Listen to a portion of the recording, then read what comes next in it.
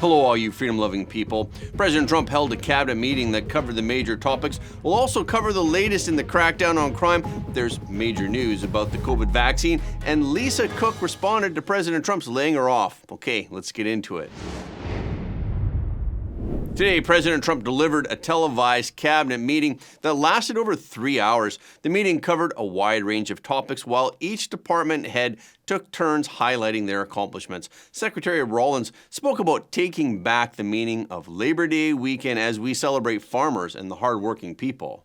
Well, but one of my longtime dreams was for the right to recapture Labor Day. And I've been talking about this for almost 20 years and writing about it, that why are we ceding the day that we are celebrating the American worker to the Democrats? Because this is our day. Perhaps of any day of the entire year, this is our day. America was founded and fought for by fishermen and farmers and workmen and et cetera. The Genesis, the first book of the Bible, talks about the righteousness of work and the art of creation. And so to be part of this effort, to represent the farmers, the ranchers, the agriculture industry at this moment in time, which I do believe we're in a revolution. 1776 was the first one, 1863 or so with Abraham Lincoln was the second. This is the third with Donald Trump leading the way. And we are saving America. And the idea that we are putting the worker, the very central component of the American dream, at the center of it, is the reason that it is so. During the meeting, President Trump also repeated his recent vow to cut drug prices by 1,500%. The cost of medicine all over the world is much cheaper than the United States because for years the world pushed us around, including our friends. And you go to Germany, you go to England, you go to different places, and you go to a store, and it's sometimes 10% of what we pay in the United States because they said, nope, we're not paying any more. You charge the United States. This went on for 25, 30 years. And I invoked favored nations. I said, I want to pay the same as they're paying. And Bobby Kennedy is doing a good job, and Dr. Oz is doing a good job. And I asked them, I mean, other than the basics that they're doing on autism and other things, which we got to solve that problem because it's crazy what's happening, it's out of hand.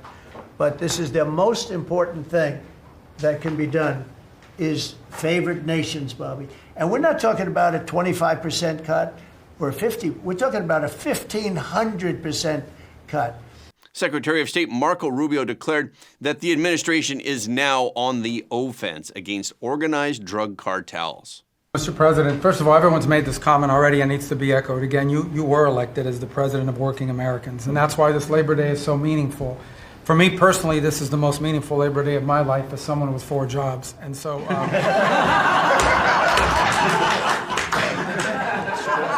it's true. And, but on the point of, you made it very clear from the outset, even in foreign policy, everything we did has to be pro-American. It has to make America stronger or safer or more prosperous. And there's just a few things I want to touch to because it involves your team under your leadership making it happen. The first is, for the first time in the modern era, we are truly on offense against organized cartels that are pumping poison, killer poison, into our cities.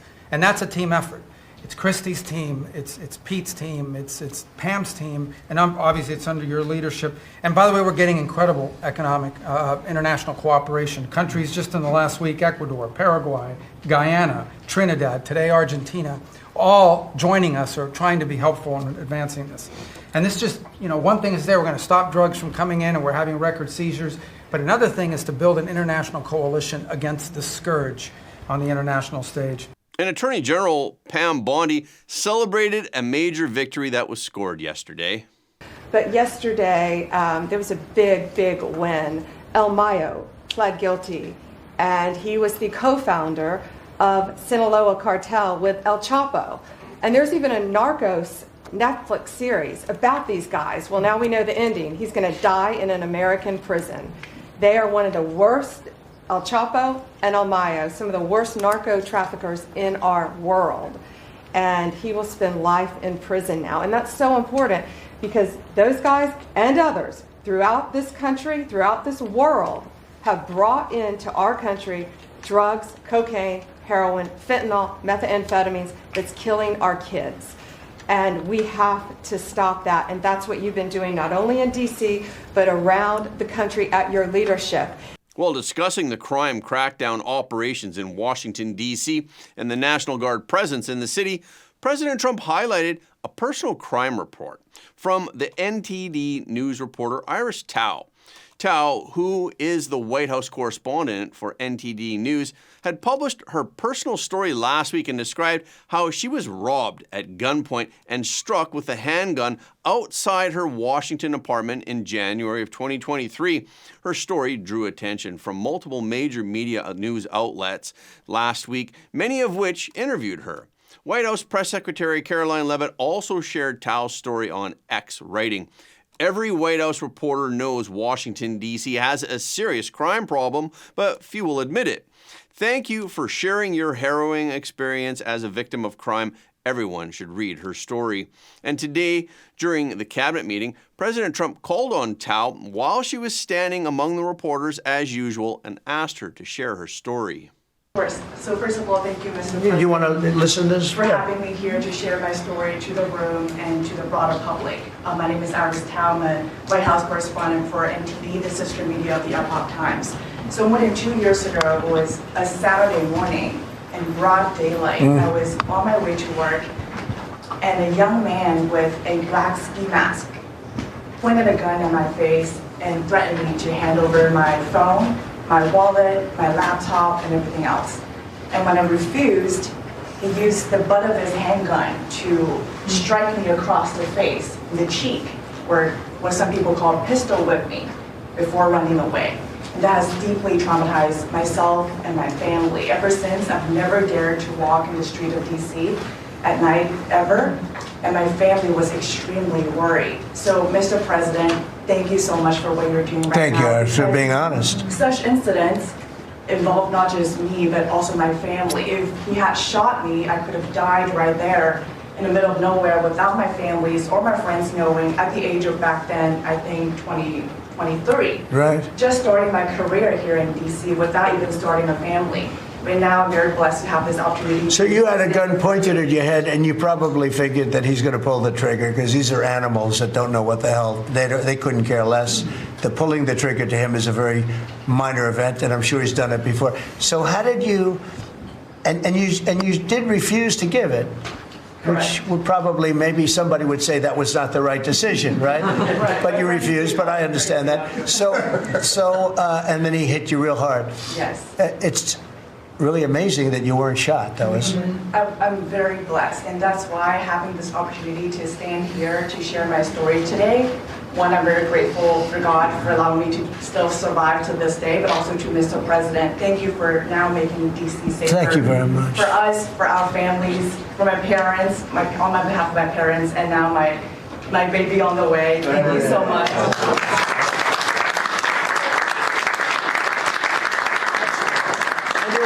President Trump also said that he'd seek the death penalty for homicide in Washington, D.C. Anybody murders something in the Capitol, capital punishment, capital punishment. If somebody kills somebody in the Capitol, Washington, D.C., we're going to be seeking the death penalty. And that's a very strong preventative. And everybody that's heard it agrees with it. I don't know if we're ready for it in this country, but where you have it, it is, we have no choice. So in D.C. and Washington, states are going to have to make their own decision. But if somebody kills somebody, like you could have been killed, very lucky you didn't get killed, it's the death penalty, okay? Recently, the National Guard presence in Washington, D.C. surged to nearly 2,300 troops after the federal government took over the police department. Now the majority of the Guard members will carry M17 pistols, while a small number of troops will be armed with their service M4 rifles. The troops are authorized to use their weapons for self-protection and as a last resort in response to an imminent threat of death or serious bodily harm. Yesterday, Attorney General Pam Bondi posted on X and said that the crackdown has already resulted in more than 1,000 arrests and the seizure of more than 100 illegal firearms. The Pentagon has also sent another 1,700 Guard members across 19 states to help with immigration enforcement. In the meantime, President Trump suggested that he's considering to send National Guard troops to the city of Baltimore to fight what he describes as a crime disaster in the city. Previously, on August 11th, when President Trump announced the deployment of the National Guard to D.C., President Trump also referenced Maryland, along with cities like Chicago, Los Angeles, New York, Baltimore, and Oakland. And he described these cities with high crime rates, and he implied that they are so far gone. Then, on August 22nd, Wes Moore, who is the governor of Maryland, appeared on CNN and he responded to those comments by President Trump. Moore said that President Trump needed to walk the streets of Maryland before making judgment about the situation. Then on Sunday, President Trump wrote on Truth Social that if Moore needs help, he will send in troops, just as was done in D.C. and Los Angeles to quickly deal with crime. President Trump wrote, I assume he's talking about the out-of-control crime-ridden Baltimore. As president, I would much prefer that he clean up his crime disaster before I go there for a walk. Later on the same day, and during an appearance on CBS, Moore was asked about President Trump's new comments about Baltimore. In response, Moore strongly opposed President Trump's suggestion, and he said that the pace of operations isn't sustainable and costs would be about $1 million a day. Moore also said that such operations are not scalable to every major city. In his Sunday post, President Trump also said that he may rethink his decision to allow the federal government to foot the full bill for repairing the Francis Scott Key Bridge in Baltimore. President Trump wrote, I gave Wes Moore a lot of money to fix his demolished bridge. I will now have to rethink that decision. The Francis Scott Key Bridge collapsed on March 26, 2024, after a cargo liner that had lost power crashed into one of the supports for the bridge. 6 workers were killed in the collapse. Yesterday, President Trump published a letter saying that he had fired Lisa Cook from her position. Cook was appointed to the Federal Reserve Board of Governors by President Joe Biden in 2022, and she was confirmed by the Senate in September of 2023 on a party line vote of 51 to 47. Members of the board, who are appointed by the president with the advice and consent of the Senate, serve 14-year terms. Under the federal law that governs the Federal Reserve System, the president cannot remove a sitting governor except for cause. And President Trump said that there was a cause to remove Cook. In his letter that was posted on Truth Social, President Trump said that he fired Cook because of a criminal referral that is related to alleged false statements on a mortgage document.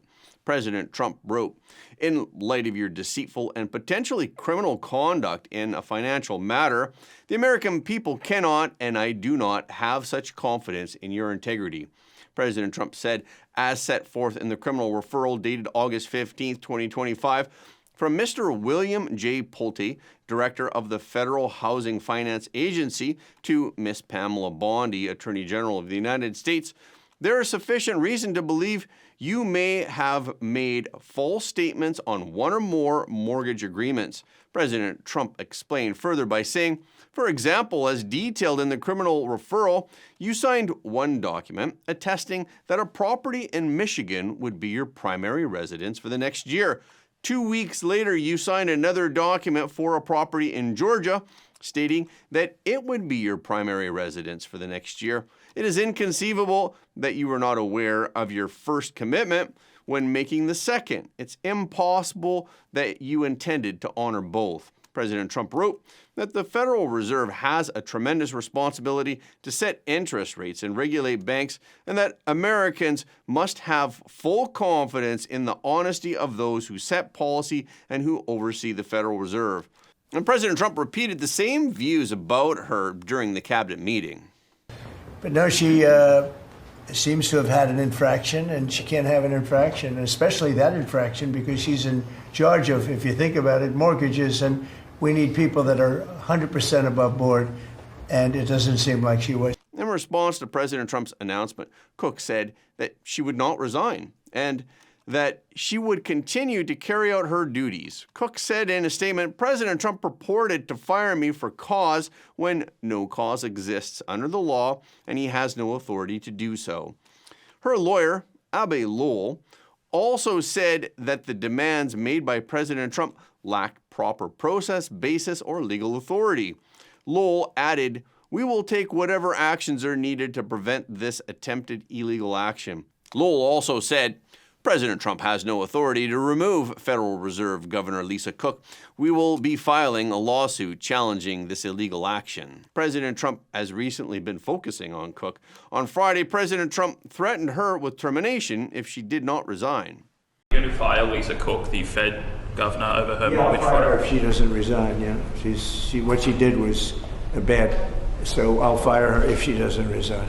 President Trump's decision to remove Cook from her position marks the first time in history that a president has attempted to remove a sitting Federal Reserve governor. According to a recent document, a group that advises the Centers for Disease Control and Prevention, the CDC, will review various aspects of COVID-19 vaccines. The Advisory Committee on Immunization Practices, or the ACIP, will review concerns about how long mRNA stays in the body. It will also look at data related to safety, effectiveness, and immune responses. In order to guide future vaccine recommendations, the document said that the ACIP also plans to investigate gaps in current knowledge about how spike protein, mRNA, and lipid nanoparticles move through and stay in the body. In addition, the ACIP will investigate potential impurities such as DNA contamination. It will also investigate the impact of repeated booster doses on immune systems. The group also plans to look into how COVID-19 itself and the vaccines have affected overall deaths, hospitalizations, and any serious side effects that were potentially linked to the shots. After looking at the data and talking with experts from the CDC, the FDA, and beyond the government, the group will release new recommendations for the shots. Currently, the CDC says on its website that the COVID-19 vaccination helps protect you from severe illness, hospitalization, and death. It has also acknowledged some side effects, though, including heart inflammation.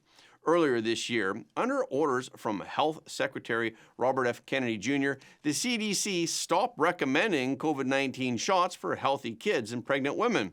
RFK Jr. later removed all previous ACIP members, and he brought in Retsef Levi and others to take their place. Levi, who was a professor of operations management at MIT, chairs the work group. Levi has previously called for halting Pfizer and Moderna COVID-19 vaccines because of concerns about safety and effectiveness.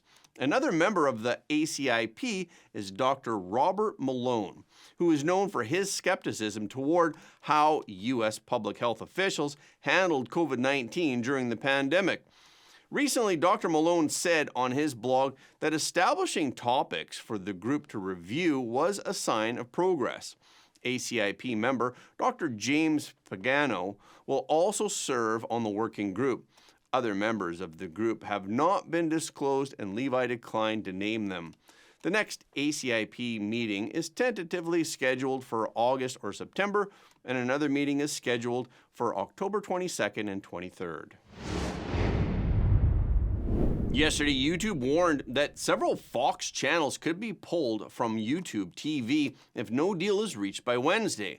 In a blog post, YouTube, which is owned by Google, said that it was negotiating to renew its agreement with the Fox Corporation, but it claimed that the network demands higher fees than other partners. YouTube added that if no deal is reached by 5 p.m. Eastern Standard Time on Wednesday, channels like Fox News, Fox Sports, and Fox Business would be removed, and even saved content would disappear from their libraries.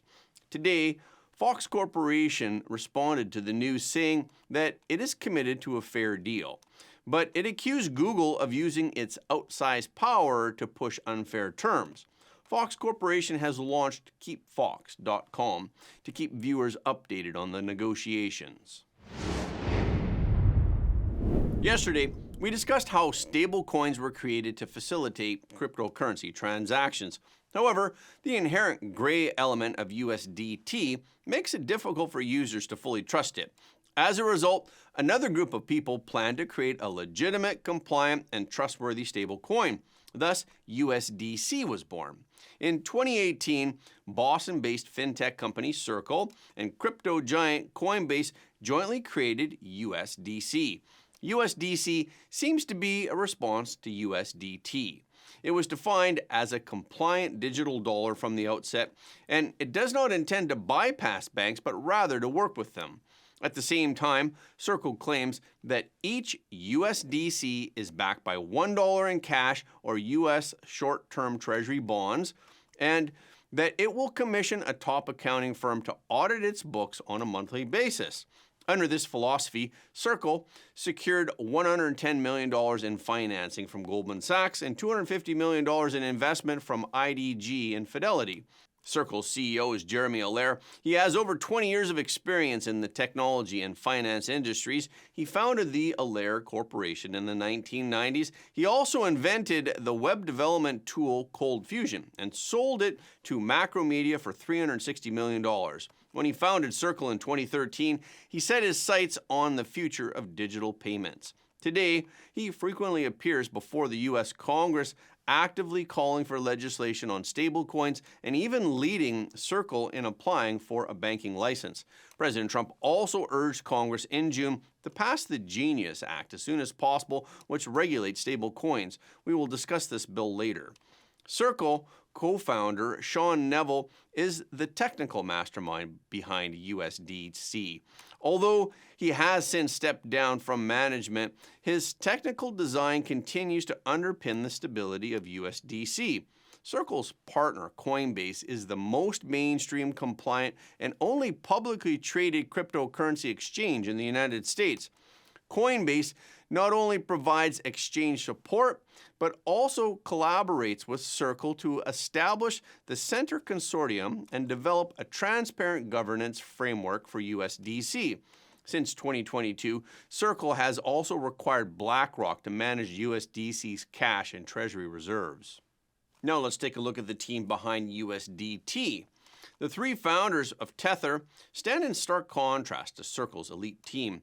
One of the founders, Brock Pierce, was once a child star in Hollywood. He starred in the Disney films The Mighty Ducks and First Kid in 1996, and he ran as an independent candidate in the 2020 United States presidential election. As an adult, he was a driving force behind the early blockchain gaming and initial coin offering ICO craze. However, his image is controversial. Pierce is known for his love of adventure. He later withdrew from the actual operations of Tether. However, his vision of connecting stable coins to traditional finance continues to influence Tether's fate to this day. Reeves Collins, Tether's first CEO, is the mastermind behind the brand strategy. He excels at packaging technology as marketable products. Although he left Tether in 2016, he laid the foundation for the brand's commercial positioning. Craig Sellers is a key technical figure behind USDT. He is a core developer of the Omni protocol, and he was instrumental in enabling USDT to run on the Bitcoin blockchain in the early days. He comes from the Mastercoin Foundation, and he has been dedicated to expanding the functionality of Bitcoin. But the lifeline of Tether is actually in the hands of a more secretive figure. He is the real mastermind behind it all. His name is Giancarlo Devasini. He is neither a programmer nor a financier. He was once a plastic surgeon who switched careers to sell pirated CDs and DVDs and started an electronics company. In 2012, after reading the Bitcoin white paper, he sold his assets worth tens of millions of dollars in DVDs and set his entire fortune on cryptocurrency. He was not the founder of Bitfinex, but only invested in the company later and gradually took over the company. However, he also proved his crisis management capabilities. Earlier, we mentioned that in 2016, Bitfinex suffered the largest hack in history. He made the surprising decision to compensate users through debt-to-equity swaps to rebuild trust. He also bought back Tether shares from Hollywood child star Brock Pierce, forming a capital tie between Tether and Bitfinex. There's also a British businessman, Christopher Harborne, who holds approximately 12% of Tether and Bitfinex shares through debt-to-equity swaps. Although he has never held a senior position at Tether, he clearly has a say in the company. So who really is the controller of Tether? The answer is that nobody really knows. Have you noticed that whenever there are questions about Tether, the answer is always the same? Nobody knows. From this, we can see the difference between USDT and USDC. USDC is about compliance and trust, while USDT is about survival and efficiency. So with USDC entering the market, did USDT lose its place? Not at all. By 2020, it had virtually monopolized trading across Asian exchanges. Yet its non-compliant nature inevitably meant that it would face numerous obstacles along the way. In 2019, the New York Attorney General's office released an explosive report accusing Tether of concealing an $850 million funding gap to cover Bitfinex's financial shortfall. Tether and Bitfinex ultimately agreed to pay $18.5 million in settlement. The report also revealed that only 74% of USDT's reserves consisted of US dollar cash or equivalents. This indicated that Tether engaged in overissuing. So, should users have collectively demanded redemption if Tether lacks sufficient dollar reserves to cover all withdrawals? Faced with market uproar, Tether did not provide a direct response, but instead they hired a third-party accounting firm to issue a proof of reserves. However, this proof lacked persuasive power because the accounting firm did not conduct a full audit. In 2021, the U.S. Commodity Futures Trading Commission, the CFTC, imposed a $41 million penalty on Tether for overstating the adequacy of its reserves over several years. That same year, Tether admitted that its reserves had not been 100% cash for some time, but instead they included commercial paper and other high-risk assets.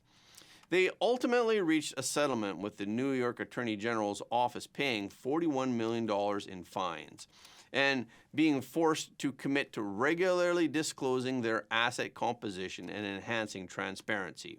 However, these negative developments did not halt USDT's expansion. Even during its darkest hours, users continued to adopt it.